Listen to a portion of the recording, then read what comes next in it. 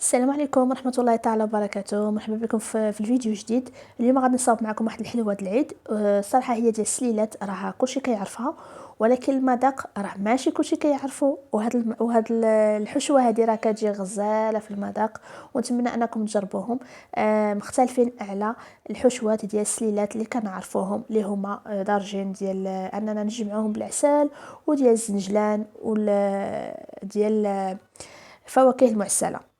بالنسبه للمقادير، بسم الله على بركه الله. هنايا عندي 250 غرام من الزبده سبيسيال، عندي رشه من الملح اللي هي ضروريه، وعندي واحد البيضه، وعندي واحد الكاس عنبه ما عمرش من السكر سنيده خشن. غادي نخلط مزيان حتى نحصل على شكل بوماط. غادي ندخل جميع العناصر في بعضياتو. بالنسبه للزيت ما غاديش نضيفه في اول مرحله، يعني حتى نخلط لهاد العناصر كامله، لان الا عملت الزيت مع السكر والزبده راه ما غاديش غادي يبقاو ليا الحبيبات ديال الزبده، ما غاديش تدلك ليا مزيان وما ترجعش ليا على شكل بوماط. هكا غادي نبقى نخلط مزيان حتى نشوف انها داب ليا داك السكر. هنايا غادي نضيف داك الزيت. حتى بالنسبه للزيت عندي نفس العبار ديال السكر، كاس مع مرش من الزيت مائده، تقريبا هذا كاس عنبه. صافي غادي نخلط مزيان، ومن بعد غادي نضيف نكهه الناطه. بالنسبه للنكهه، هي كتعطي لها واحد النكهه زعما الصراحه زوينه هاد السليلات هادو.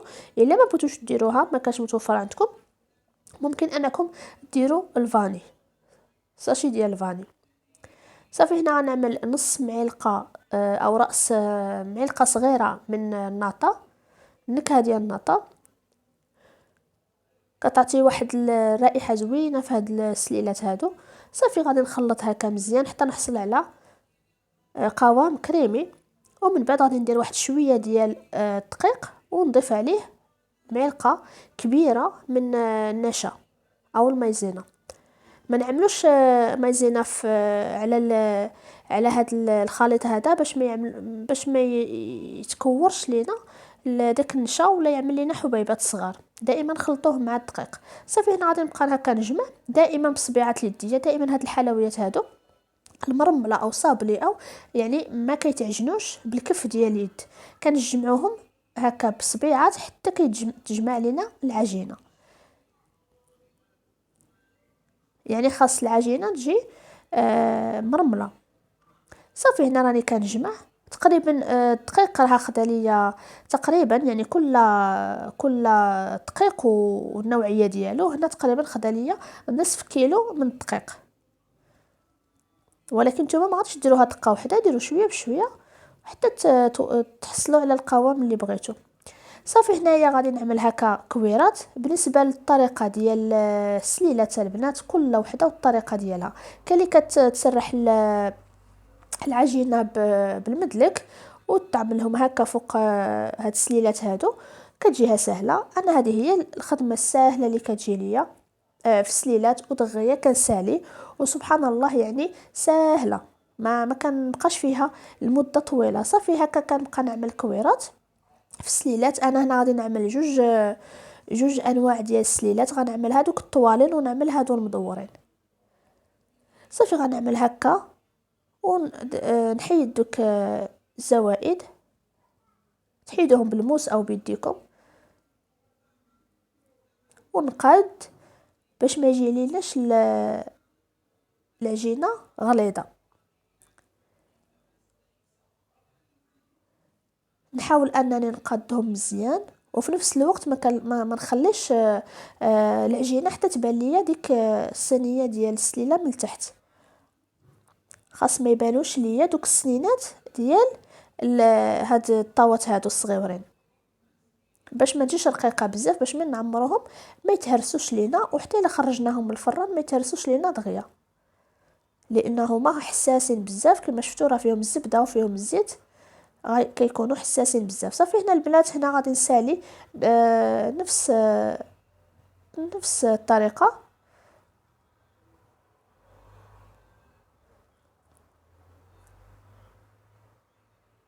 انا تجي لي هاد الخدمه ساهله وفي الساعه كنسالي. هنايا عملت هاد سليلات الطوال، حتى هما كيجي المنظر ديالهم زوين.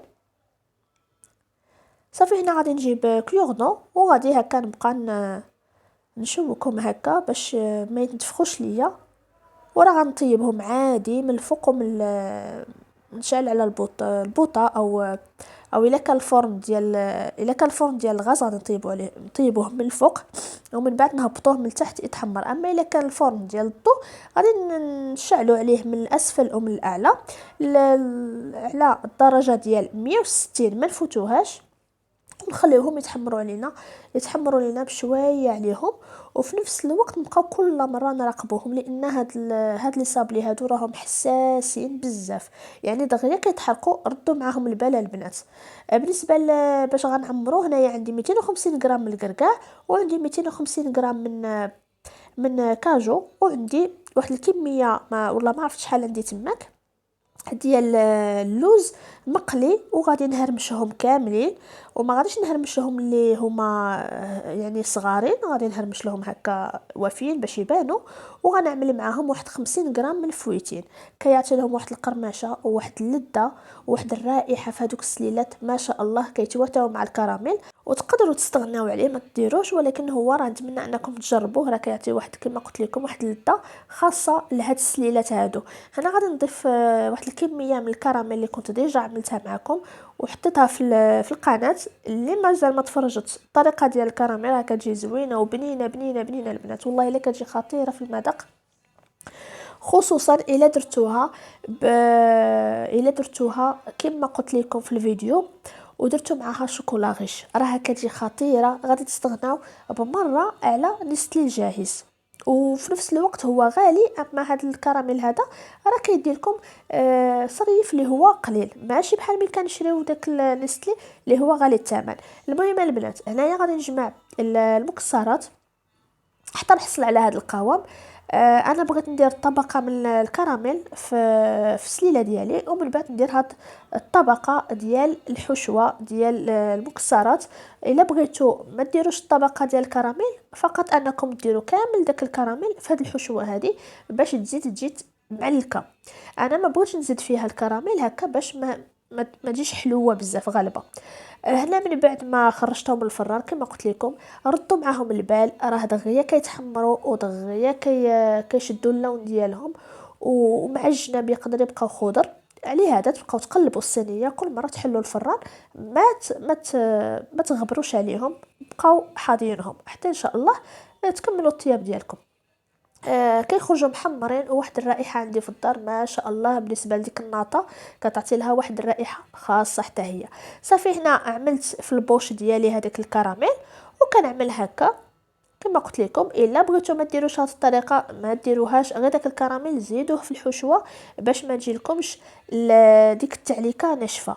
الا بغيتوها تجي التعليكه اللي هي فازقه زيدوا الكراميل. اما انا صافي اكتفيت بديك القدر اللي درت، لان راني درت الطبقه الاولى في الكراميل، عاد من بعد غادي نزيد الحشوه ديالي. صافي هنا غادي نبقى هكا نعمر. من الاحسن انكم ما تبسطوهمش هكا، لانهم دغيا كيتهرسوا دوك لي صابلي ديالنا، دغيا راهم كيتهرسوا.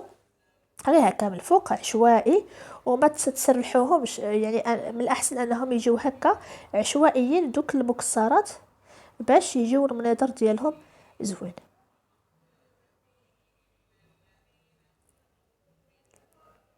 صافي هنا غادي نكمل بنفس الطريقه. تقدروا ما ديروش بالمعلقه، ديروا غير بيديكم، راه غادي تصلح لكم يمكن احسن. وحاولوا من انكم تحطوا في داك السليلات ما تدركوش عليهم يعني بالجهد ديالكم باش ما يتهرسوش لكم دوك السليلات او دوك لي صابلي. هنايا عملت هاد الوردات هادو بشوكولا نوار، اي فقط للتزيين. اللي ما بغاش يديرهم ما يديرهمش.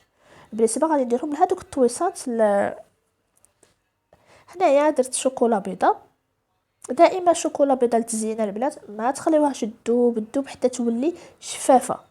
الا خليتوها شفافه راه ما غاديش تعطي هاد الخيوط بيضاء باينه. الا دابت لكم بزاف وخليوها تبرد تعقد شويه، عاد تقدروا تزينوا بها باش تعطي لكم هاد الكولور بيض.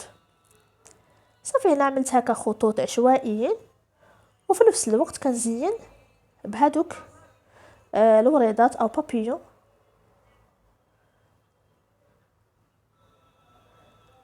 الصراحه كيجي المنظر ديالهم زوين، ولكن انا بعيدا عن المنظر، انا ما كنهضر سبحان الله كاع على المنظر ولا على الشكيلات ولا، انا ما يهمنيش، انا يهمني على المذاق.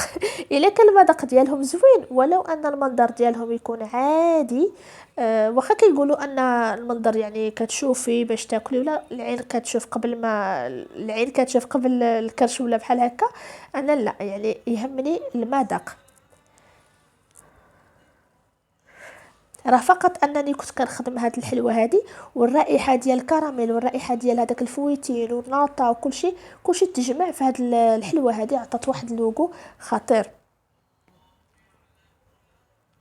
صافي انا غادي نكمل بنفس الطريقه حتى نكمل الكميه اللي عندي كامله، ومن بعد غادي نحتفظ بهم هكا في البواط، يكونوا محكمين الاغلاق، وغادي نديرهم غير لتحت في الثلاجه بلا ما نديروهم فريغو.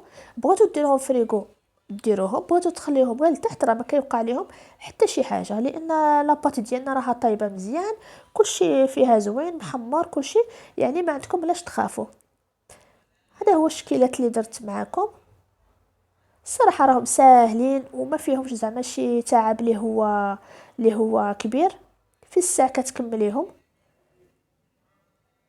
هو الشكل ديالهم من الداخل كي كيجي، ومن كتاكلوهم التعليكه كتجي خطيره مع القرمشه ديال هاد السليلات هادو او لي صابلي. هنا غادي نقول لكم مع السلامه، نتلاقاو في فيديو اخر ان شاء الله. ما تنساونيش بالدعاء ديالكم، ومع السلامه.